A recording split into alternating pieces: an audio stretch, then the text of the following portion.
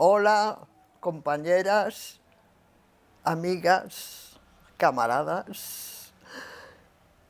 Os transmito el saludo, el apoyo y las felicitaciones del Partido Feminista de España desde Madrid. Os agradezco enormemente a la organización Feminarum y a la presidenta Concha García que me hayáis invitado a participar en este congreso de tanto alcance, diría, de tanta trascendencia según lo que está sucediendo en este momento, no diría solo en nuestro país, sino en el mundo occidental, en una situación de tribulación, de desconcierto, en que nos hemos situado impensable hace solo unos años y no digamos un siglo, aquel que tiene el movimiento feminista. ¿Cómo ha sido posible? Es una pregunta que me hago y que supongo que os hacéis todas por el tema que se ha escogido para el Congreso, que es el sujeto político del feminismo. Digo, que sería impensable hace un siglo que nos planteáramos esta pregunta. Ciertamente, la respuesta no es más que una, la mujer, pero no solo como sujeto político. La mujer es la clase más explotada y oprimida del mundo, por lo tanto es también el sujeto social de la lucha feminista. Y esto yo diría que no cabe ni discusión, ni preguntas, ni turbaciones. ¿Cómo es posible que nos lo tengamos que preguntar? ¿Cómo es posible que tenga que ser motivo de todo un congreso, del que os felicito, para aclarar algo que simplemente refleja una realidad? Pero es que el caballo de Troya del movimiento trans, esa secta mutante que ha venido a decirnos que no sabemos si somos mujeres o no, y qué papel cumplimos social y políticamente, nos obliga a encontrarnos, aunque sea un placer, por supuesto, encontrarse con vosotras, a encontrarnos para debatir este tema. ¿Cómo sería posible que hace nada, hace solo unos años, por supuesto, pero ya no digamos los 2 siglos de lucha feminista, nos planteáramos quiénes son las mujeres? Yo haría más preguntas, no tengo tantas respuestas como preguntas. ¿Cómo es posible que nos lo preguntemos y qué respuestas les vamos a dar cuando nos encontramos en un momento en que hemos sido capaces de permitir que se aprobara la ley trans, la llamada ley trans? ¿Qué hacemos como feministas, qué hacemos como movimiento feminista para evitar que la ideología dominante se convierta en la abolición de la realidad? Porque en la realidad lo que sucede es que se está negando la existencia de hombres y mujeres, la existencia de 2 sexos en la especie humana, que es común a todos los mamíferos, y cuya definición además establece en el mismo momento de la conjunción de los gametos femenino y masculino. Pero esto lo sabíamos desde que éramos niñas, ¿no? Desde que en la escuela nos explicaban los principios de la inseminación, de la reproducción. ¿Y cómo es posible que hoy esto no solo esté en duda, sino que se esté negando? Y también las preguntas que se me amontonan, entre las preguntas que se me amontonan está ¿qué vamos a hacer, aparte de este congreso al que le deseo muchísimo éxito? Porque el congreso termina, no sé si termina en un día, en 2 o en una semana, pero el congreso termina, tomar resoluciones que lleven eficazmente la lucha contra este caballo de Troya que se nos ha metido en el movimiento feminista. Y también preguntarme, y en esto me incluyo, cómo hemos sido capaces de consentir que durante 4 o 5 años discutiéramos el tema sin llegar más que a la situación actual, que es la aprobación de una ley que no solamente considera, como he dicho, abolir la realidad, sino que además persigue a todo aquel que se muestre en contra de semejante disparate.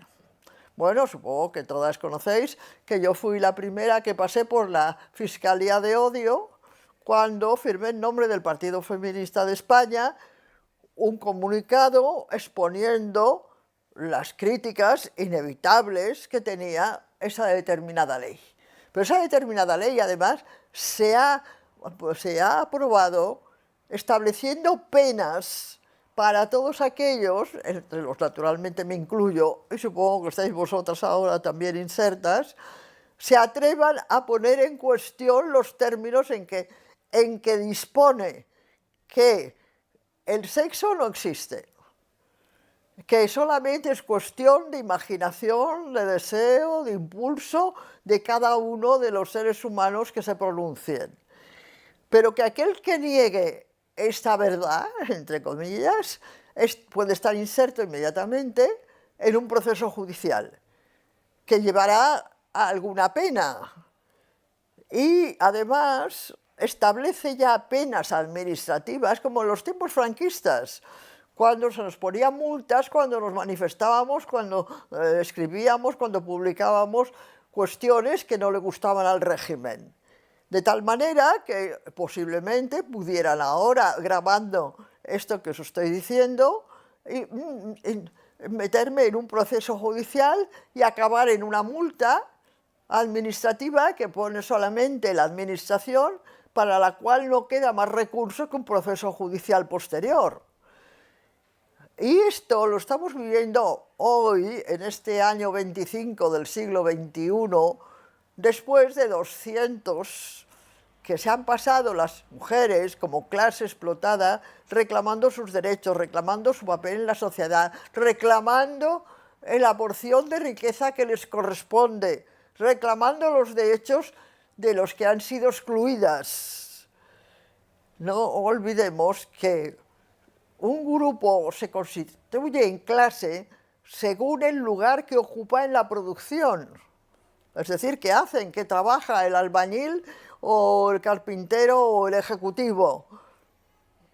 ¿Y qué producimos las mujeres? Lo sabemos, ¿verdad? Es una pregunta simplemente retórica. Nosotras reproducimos a toda la humanidad. Somos la primera fase de la producción más importante del mundo. Sin nosotras no hay niños, y sin niños no hay seres humanos. Y sin seres humanos, ¿de qué hablamos, no?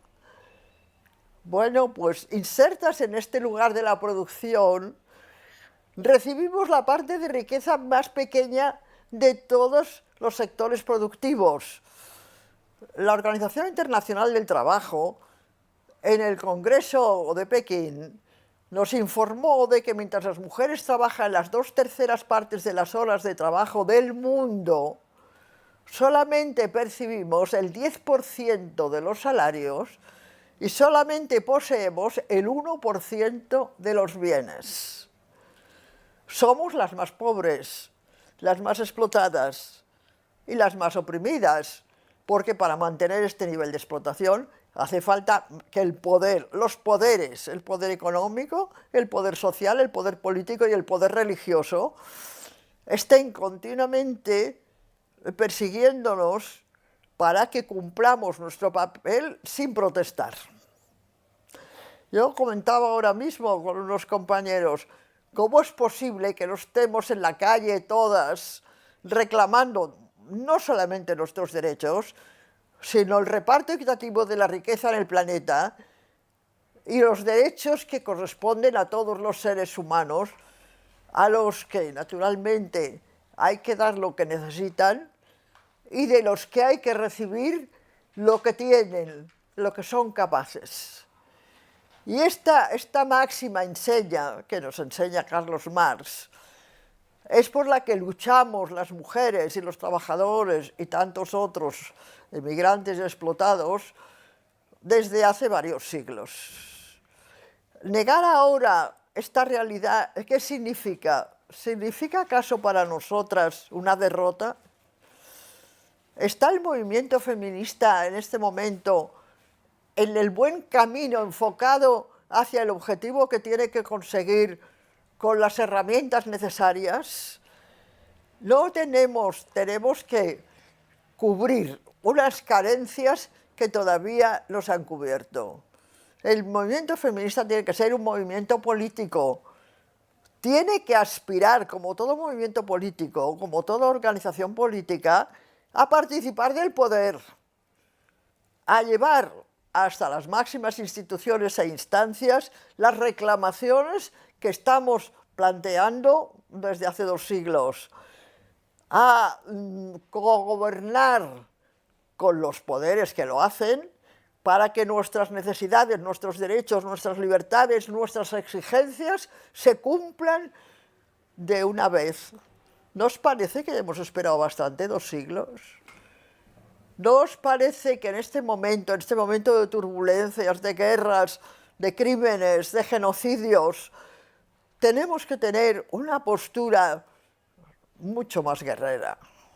Tenemos que estar en el campo de batalla. Yo decía hace un momento a una camarada que me preguntaba cómo estaba y tal, dije, pues como estaba desde que nací, porque tuve la fortuna, la gran fortuna de nacer en una familia comunista, en una familia avanzada, en una familia progresista, en una familia heroica, que reúne en sí misma todas las represiones que ocasionó el golpe de Estado del 36 y la posterior dictadura.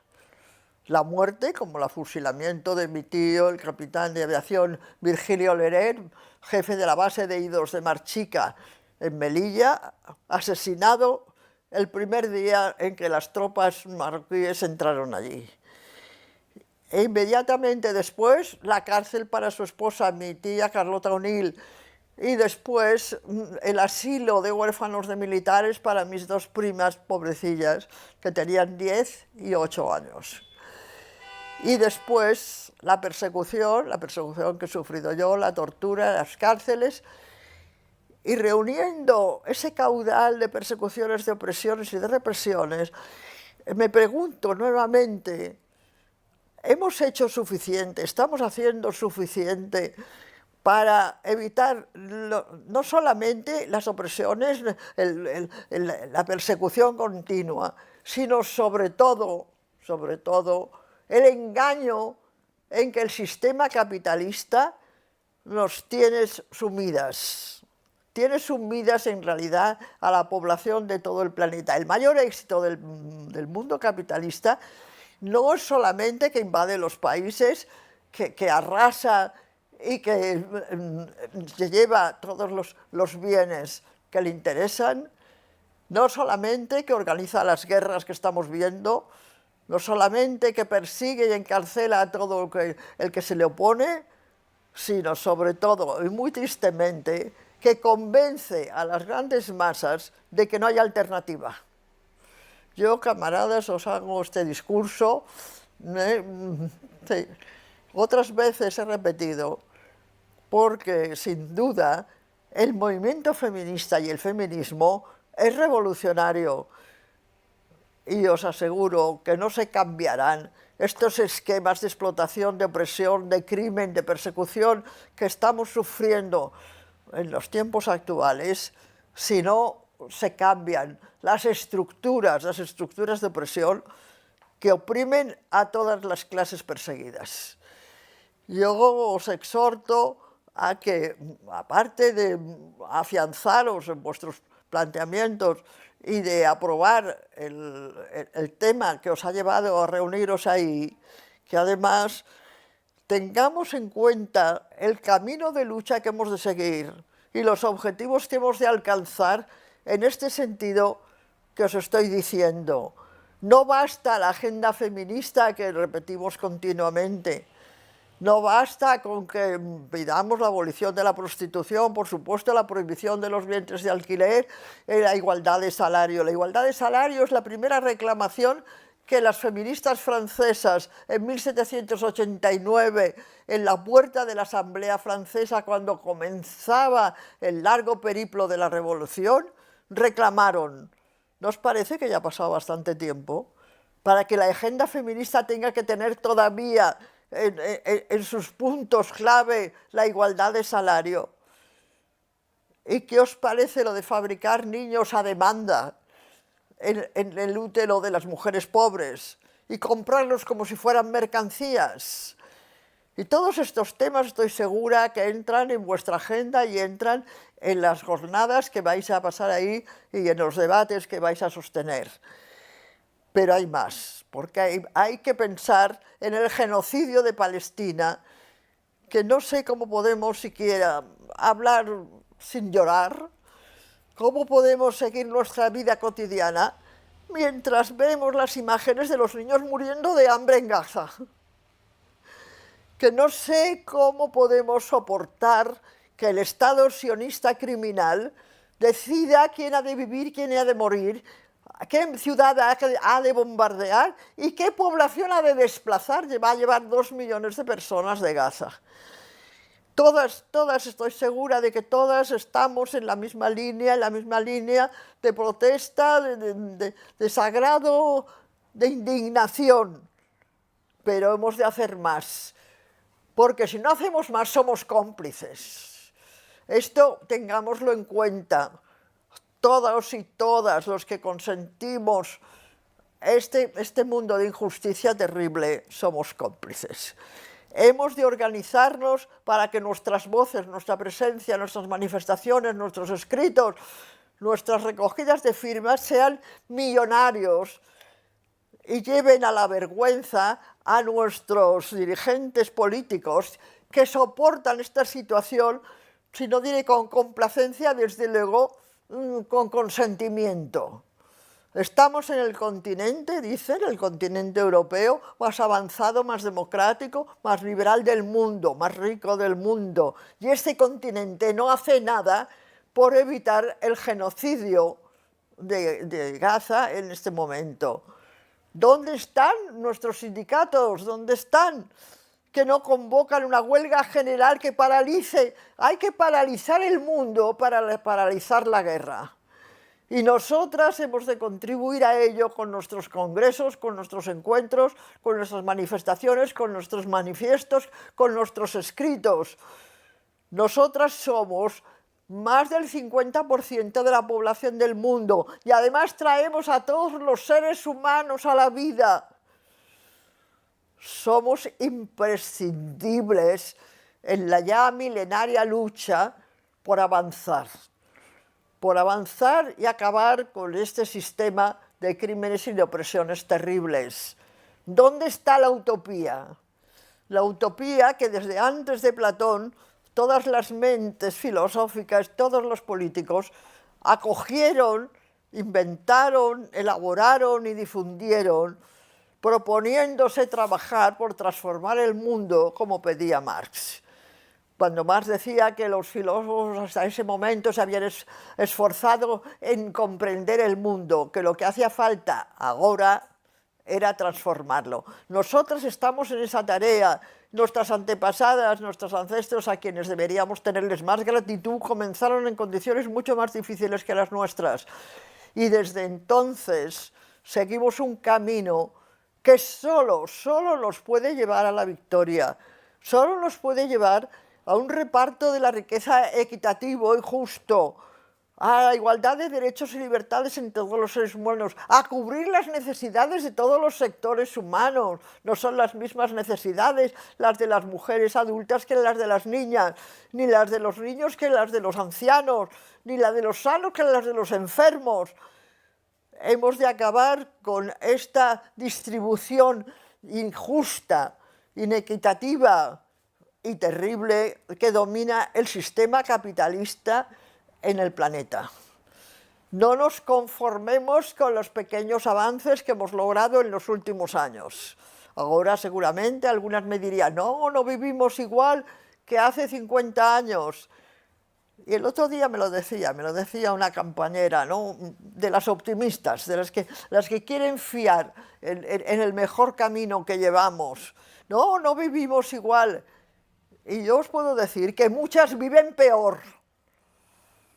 Que cuando se habla de los temas capitales, y tan capitales que nos afectan, no hemos mejorado nada. Con 70 mujeres de media asesinadas cada año por el crimen machista, con la denuncia de una violación cada 8 horas, y hablo de denuncia, no digo que sea la realidad no la conocemos, porque las desgraciadas víctimas que no denuncian son infinitas, con unas diferencias salariales que en según qué sectores de la producción llegan al 30%, con una participación política ínfima.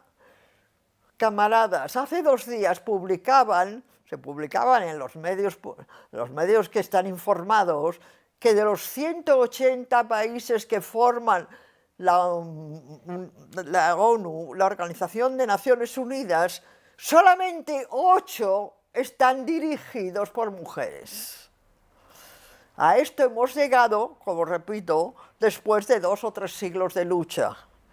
Tenemos en el Partido Feminista uno de nuestros números de Poder y Libertad, uno dedicado a la mujer en la política, que titulo «La política es cosa de hombres», porque el movimiento feminista ha de constituirse en una fuerza política, en una fuerza de gobierno, en una fuerza de oposición, cuya voz y cuyas críticas se oigan en todo el mundo y especialmente en nuestro país, y lleven a los que dirigen los puestos de poder a cambiar esta situación de injusta distribución. Yo sé que vosotras estáis en esa línea, sé que estáis reunidas para aclarar ese tema que decís, quién es el sujeto político del feminismo. Y yo añado, no solamente el sujeto político, sino el sujeto social, en todos los sentidos, que naturalmente no es otro que la mujer, que constituye, como os he dicho antes, la clase más explotada. Y con el deseo de que este congreso sea un éxito, os lleve a aclarar tantas dudas como todavía nos dominan, os lleve a organizar los grupos y los partidos feministas en una estrategia que sea eficaz, que os lleve además a conseguir el deseo siempre pendiente y siempre insatisfecho de la unidad de la izquierda, que en este caso además ha de ser la unidad del feminismo, con unos objetivos comunes, con una lucha común, con unas estrategias que tengamos entre todas aceptadas y sean eficaces. Y por tanto os deseo el mayor éxito de todos, y únicamente lamento no estar ahí con vosotras, porque la situación me lo ha hecho imposible. Hay otro congreso ahora mismo en Córdoba, este trata de la abolición de la prostitución, que me conminó a que las ayudara y a que estuviera a la vez. Afortunadamente estas tecnologías, ¿verdad?, nos permiten comunicarnos, y seguramente nos permitirán ahora un pequeño diálogo por teléfono. Y espero encontrarlos, espero vernos, espero llegar a los acuerdos importantes que necesitamos cuando nos lleguen además los momentos necesarios. Dentro de poco tiempo tendremos otra convocatoria de elecciones y el Partido Feminista de España se presentará. Y os pido vuestra solidaridad, vuestro apoyo, vuestra ayuda. Necesitaremos la recogida de firmas para presentarnos a las elecciones, ya que esta es una democracia vigilada, y necesitaremos candidatas para cubrir todos los puestos de las listas que exige la ley electoral. Y por supuesto os pido el voto, porque o las mujeres como sujetos políticos, como dirigentes del feminismo, necesitan llegar a los puestos de poder para cambiar este mundo tan injusto. Gracias a todas por atenderme. Buenas tardes.